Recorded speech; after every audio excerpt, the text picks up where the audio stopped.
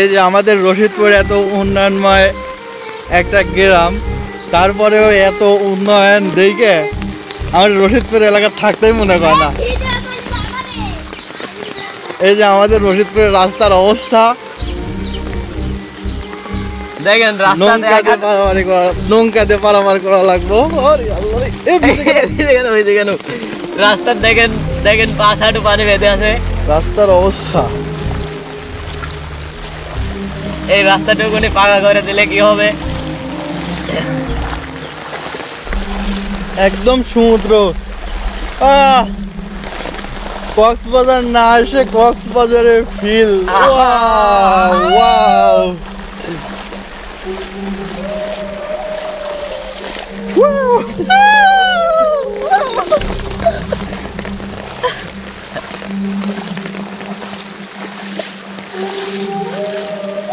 আমাদের রাস্তার অবস্থা।